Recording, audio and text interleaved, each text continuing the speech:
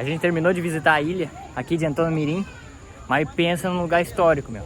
Não é uma história muito feliz, mas pensa num lugar top. Vocês vão seguir aí com o vídeo, vão ver como é que o Pirata contou a história. Se vocês gostam de história, vão gostar muito de ouvir a história do Pirata contando sobre a ilha. Segue com o vídeo aí. Se vocês entrarem na embarcação errada, vocês vão Ali a ilha, ó. do outro lado de Florianópolis. Tem que pagar Uber. É caro. Mas a vista aqui é top, né? Viadutos R$16. Ele vai chegar agora. Paga R$16 a entrada e mais o passeio do barco, né? Vamos ver. A gente não vê os golfinhos ainda, é pra ter chance de ter avistamento dos golfinhos. Mas até agora a gente não viu. Olha lá, tem outro barco pirata. Ah, que legal. Esse é perigoso. Chegamos na ilha. Olha só que legal. Subimos na fortaleza. As casas antigas aqui, olha que legal. Vamos descer agora que vai fazer o guia turístico. Tá com o Pirata. Era o governante que estava no Brasil, tomando conta do Brasil. Então temos a hierarquia, coroa portuguesa, depois Floriano Peixoto, depois José da Silva Paz. Militares não aceitavam ideias de liberdade ou ideias contraditórias ao regime militar. Então o próprio Floriano Peixoto, em visita à ilha de Ayatomirim, assassinou pelo menos 20 presos políticos da época, com sua pequena faca, com sua adaga militar, neste mesmo corredor que passa para a parte da frente da ilha. Certo? Apresento a vocês também Fortaleza de Santa Cruz. E antes de conhecer a fortaleza, eu gostaria de falar das 3 maldições que tem nesta ilha. A primeira, a gente já passou, que é o pagamento. A segunda é a escadaria, que também é uma maldição, a gente chega quase morto aqui em cima. A terceira, ainda não passamos, são os mosquitos. Fortaleza de Santa Cruz. Arquitetura romana, apesar de ser construída por portugueses, leva o estilo arquitetônico romano, com arcos altos, grandes, imponentes, para que toda pessoa que avistasse a fortaleza do mar tivesse a certeza que se tratava de uma fortaleza de proteção e não de uma casa comum, de um casarão comum. A parte de cima da fortaleza era a casa dos soldados. Pelo menos 200 soldados viviam nesses pequenos espaços. Olha a desigualdade. Enquanto os soldados de alta patente tinham 2 casas, os soldados, 200 soldados, se apertavam dentro da parte de cima da fortaleza.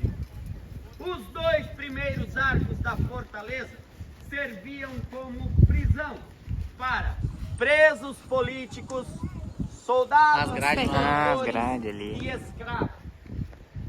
Os 2 próximos arcos, terceiro e quarto arco, vou falar lá na frente. Falei, esta é uma das salas que serviam como sala de tortura, enforcamento e paredão de fuzilamento.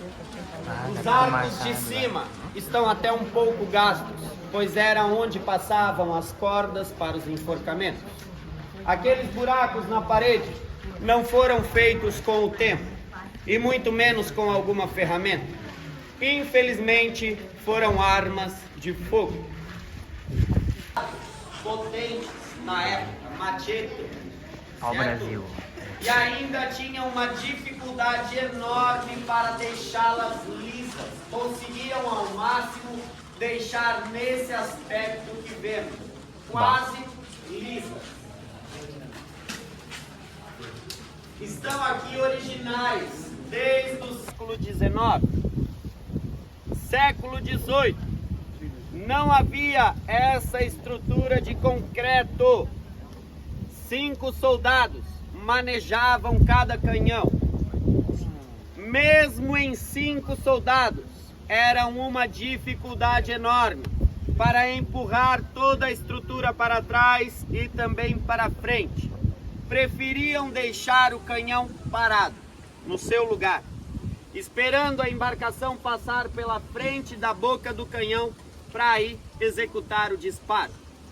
O primeiro soldado, responsável por armazenar a pólvora na parte do fundo do canhão. O canhão vem com uma marcação de fundição, determinando a quantidade de pólvora necessária para um ótimo disparo.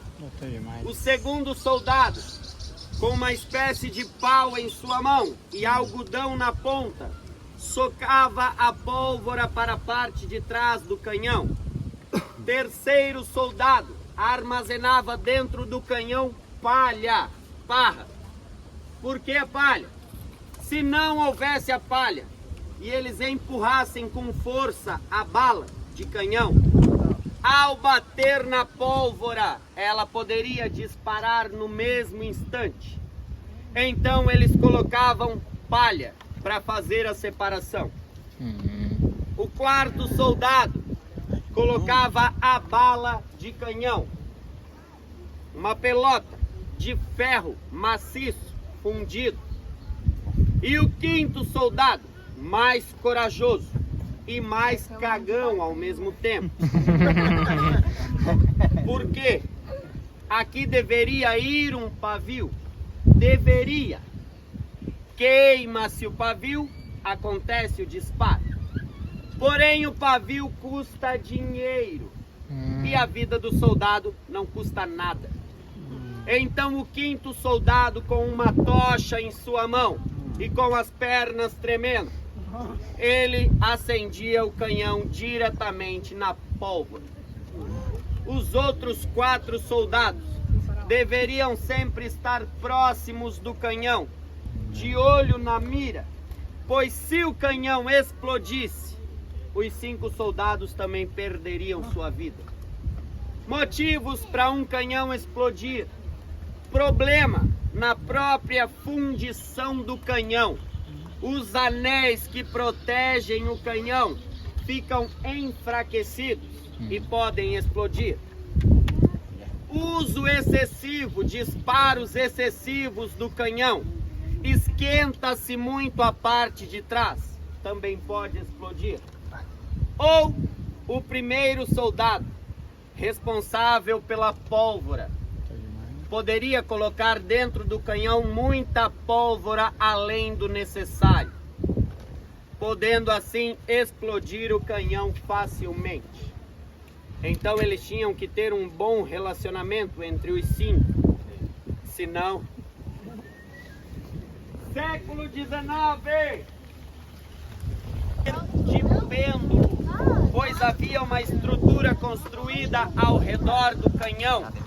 Os soldados conseguiam passar uma corrente por baixo da boca do canhão, conseguindo facilmente abaixar e levantar a boca do canhão, melhorando o poder, o alcance dos tiros. Cada canhão possui um alcance médio de 500 a 700 metros. Então, ao redor da ilha, temos uma linha de proteção de 500 a 700 metros. Porém, temos outra fortaleza importante à nossa frente, Fortaleza de São José. E do nosso lado direito, temos outra fortaleza, na Ilha do Ratones. Estes 3 pontos formavam um triângulo de defesa impenetrável na mão dos portugueses. Nenhum inimigo se atrevia a passar, a cruzar o canal no meio desse triângulo de defesa. Mesmo tendo ainda 3 quilômetros a 3,5 quilômetros navegáveis, sem alcance dos canhões. Por que os espanhóis não se atreviam a passar? As embarcações não tinham motores, captavam o vento para navegar. Sendo assim, tinham que navegar em zigue-zague para captar melhor o vento. Não arriscariam pegar uma rajada de vento maior, aproximando a embarcação da linha dos canhões de alguma fortaleza e assim perder a sua embarcação. Porém, no ano de 1777, apenas uma embarcação se aproxima da ilha de Ayatomirim. Uma embarcação espanhola, sem bandeira provavelmente, pois os soldados que estavam na ilha acreditavam que era comida, mantimento, talvez até pólvora. Deixaram a embarcação se aproximar e rapidamente os espanhóis, tendo esta oportunidade, invadiram a ilha. Perceberam que havia apenas 20 ou 30 soldados, mataram facilmente todos eles e tomaram a ilha de Ayatomirim. José da Silva Paz, militar respeitado pela coroa portuguesa e por Floriano Peixoto, teve que fugir para não ser assassinado. Depois desse dia, de um dia para o outro, não só os espanhóis queriam a cabeça de José da Silva Paz, mas Floriano Peixoto também queria a cabeça de José da Silva Paz. A coroa portuguesa também queria a cabeça de José da Silva Paz. Ele perdeu a ilha de Ayatomirim. Teve que se esconder nas matas de governador Celso Ramos para não ser assassinado. Até que teve a brilhante ideia de juntar alguns poucos soldados de sua confiança e descer até o Uruguai, tomando um dos principais portos de Montevidéu, facilmente. Esse porto era responsável por levar comida e armas para partes da Argentina, Uruguai e também Brasil. E depois disso, de forma política, simplesmente trocou a ilha de Ayatomirim, o domínio da ilha de Ayatomirim, pelo domínio do porto de Montevidéu. Pelo que a gente sabe, ninguém mais morreu. Pelo que a gente sabe, eu não faço ideia. Mas ele se tornou novamente um militar respeitado pela coroa portuguesa e também por Floriano Peixoto. E agora vamos enfrentar a terceira maldição. O reinado gastava muito com jantares para a família real, tanto espanhola quanto holandesa, enquanto a população era forçada a trabalhar muito. Então, a própria população começa a criar os primeiros partidos liberais, com liberdade, que lutavam pela liberdade. Se juntaram e assassinaram o rei em praça pública, para que todos vissem que a monarquia já não funcionava mais. Tem que fazer de novo isso aí agora. Amarraram o corpo do rei em um carro de cavalo e saíram puxando pelo centro de Lisboa para provar a todos que a monarquia tinha caído. O restante da família real teve que fugir e se esconder no Palácio da Pena, lá em Sintra, onde foram obrigados a assinar um decreto abrindo mão de tudo que possuíam para a mão do novo governo estabelecido e não para a população. Entenderam? Então houve uma ruptura política, onde tirou-se da monarquia e deu para outros no comando. E a população trabalhando. Depois de tanto tempo, Floriano Peixoto aparece no Brasil, querendo tornar a Ilha do Desterro, também chamada de Ilha de Santa Catarina, em uma cidade modelo, para o Brasil e para o mundo. Sorocaba. Por isso, Sorocaba. Florianópolis, a cidade de Floriano. Ele também obrigou famílias a abrirem mão. Será que é por isso que é Florianópolis, de Floriano? Cargos políticos e cargos de confiança. Bah. Roubou dessas famílias e fez o quê? Deu para os seus. Então até hoje algumas pessoas em Florianópolis amam, são apaixonadas por Floriano Peixoto, pois receberam propriedades, cargos políticos e cargos de confiança. Enquanto outras pessoas odeiam Floriano Peixoto, pois perderam propriedades, cargos políticos e cargos de confiança. Então, novamente, uma ruptura e a população trabalhando.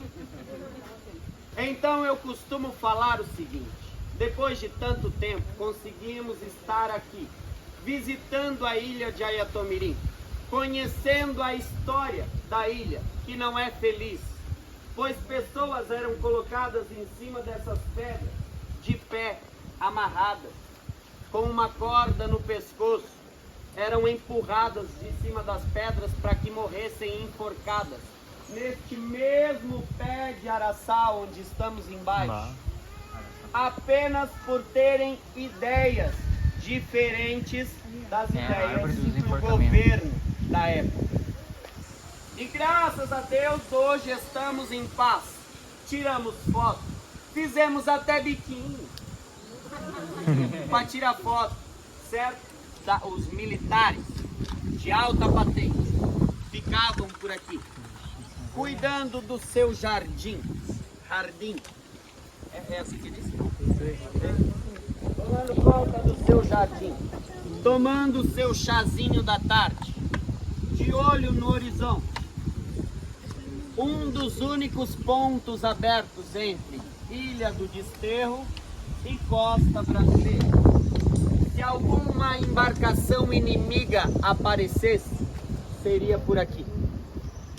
Então, facilmente com um sino em sua mão, conseguiriam avisar os soldados que viviam aí embaixo, parte de cima da fortaleza de Santa Cruz, casa dos soldados.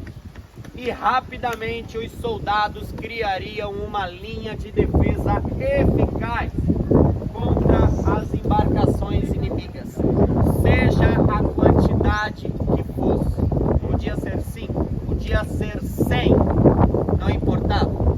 A linha de canhões sempre era uma boa estratégia. Vocês podem ver mais um sinal de inteligência militar. A casa ao centro, com um muro ao redor. Não um muro fino, mas largo, imponente, de pedras maciças. Pois caso alguma embarcação conseguisse passar da linha de canhões e chegasse na parte de trás da ilha, primeira coisa que fariam seria apontar os canhões para o paiol de pólvora e disparar sem misericórdia. Se o paiol de pólvora explodisse, grande parte dos soldados morreriam também. Então, teriam uma vantagem enorme. Por isso, este muro construído como proteção do paiol, para aguentar os disparos dos canhões. E esta pedra que eu estou em cima é só uma pedra. Ah, tá. A embarcação já está no cais. Não temos muito tempo para embarcar. Gostaram do passeio? Sim! Aplausos. Sem passar por este canhão explodido, deem um tchauzinho para o espírito dos 5 soldados que ainda aqui estão.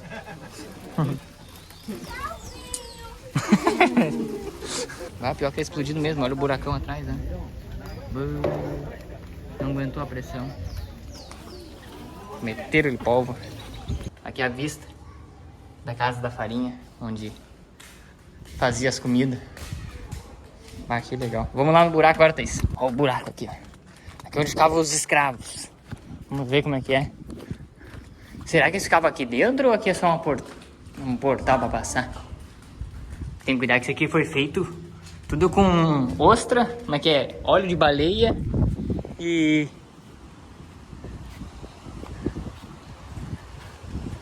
Ó, o barco pirata lá. É uma vista aqui, né?